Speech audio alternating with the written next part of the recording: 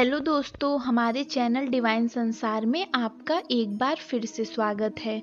दोस्तों, आपने कई बार लोगों को ऐसा कहते सुना होगा कि हमेशा शुभ शुभ बोलना चाहिए और किसी के लिए बुरा नहीं कहना चाहिए। क्या पता उस वक्त आपकी जीभ पर माँ सरस्वती का ही वास हो और आपके मुंह से निकले शब्द सच हो जाएं। अब इसके पीछे की सच्चाई क्या है? क्या दिन भर में ऐसा कोई वक्त होता भी है जब हमारी जिह्वा पर माँ सरस्वती का वास होता है?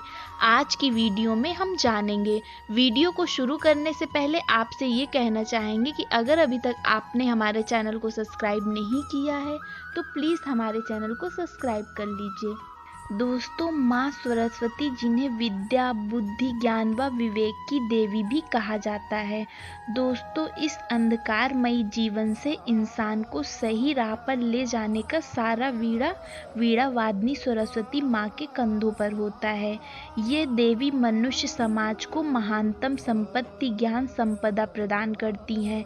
माना जाता है कि ब्रह्मा जी ने सृष्टि की रचना करने के बाद मनुष्य की रचना की और मनुष्य की रचना के बाद उन्होंने अनुभव किया कि केवल इससे ही सृष्टि को गति नहीं दी जा सकती है। ऐसे में भगवान विष्णु से अनुमति लेकर उन्होंने एक चतुर्भुजी स्त्री की रचना की, जिसके एक हाथ में वीणा और दूसरा हाथ वर मुद्रा में था और अन्य दोनों हाथों में पुस्तक और माला थी। शब्द के माधुर्य रस से युक्त होने के कारण इनका नाम सरस्वती पड़ा। और दोस्तों, माँ सरस्वती ने पहली बार में ही अपनी वीणा को बजाकर समस्त सृष्टि में आनंद की अनुभूति करवाई थी। एक मान्यता ये भी है कि भगवान विष्णु के कथन के अनुसार ही ब्रह्मा जी ने सरस्वती माँ का आह्वान किया था और सरस्वती माता के प्रकट होने पर ब्रह्मा जी ने उन्हें अपनी वीणा से सृष्टि में स्वर भरने का अनुरोध किया।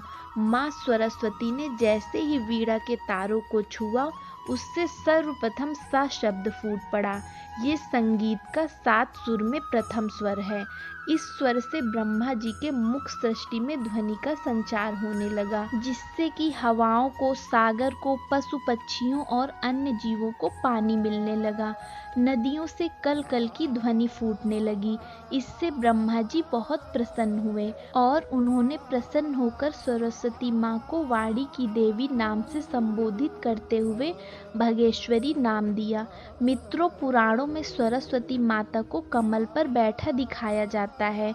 कीचड़ में खिलने वाले कमल को कीचड़ स्पर्श तक नहीं कर पाता, इसलिए कमल पर विराजमान माँ सरस्वती हमें ये संदेश देना चाहती हैं कि हम कितने भी दूषित वातावरण में क्यों न पड़ जाएं, लेकिन हमें इस तरह खुद को बनाकर रखना चाहिए कि बुराई हम पर प्रभाव न डाल सके। दोस्तों, सनातन धर्म में माँ सरस्वती को वाणी की देवी भी कहा गया है और ऐसा कहा जाता है कि 24 घंटे में एक बार वे हर व्यक्ति की जिह्वा पर आती हैं।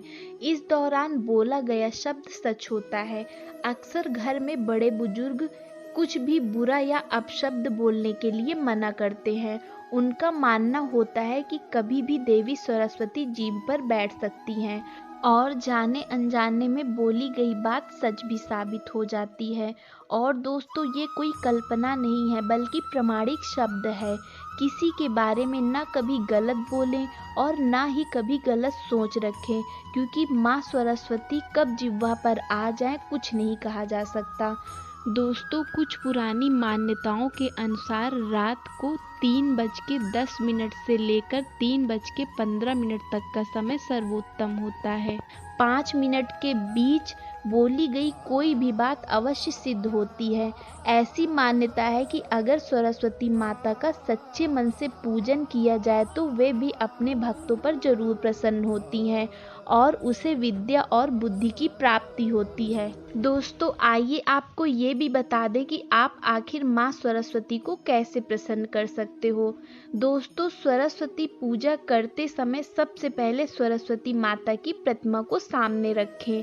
इसके बाद कलश स्थापित करें। कलश स्थापित करने के बाद सर्वप्रथम गणेश जी और नवग्रह की विधिवत पूजा करें और इसके बाद माँ सरस्वती की पूजा अर्चना करें। सरस्वती माता की पूजा करते समय सबसे पहले उन्हें आचमन और स्नान कराएं। इसके बाद माता को फूल चढ़ाएं। सरस्वती माता को सिंदूर और श्रृंगार की वस्तुएं भी अर्पित करनी चाहिए। और कहा जाता है कि बसंत पंचमी के दिन सरस्वती माता की पूजा करने से माँ जल्द प्रसन्न होती हैं और आप पर कृपा बरसाती हैं। तो दोस्तों, उम्मीद करते हैं आपको ये वीडियो पसंद आया होगा। अगर ये वीडियो आपको पसंद आया हो तो प्लीज़ वीडियो को लाइक करें, चैनल को सब्सक्राइब करें और बेल आइकन को प्रेस करें ताकि आने वाली वीडियो की नोटिफिकेशन आप सबको मिलती रहे। धन्यवाद।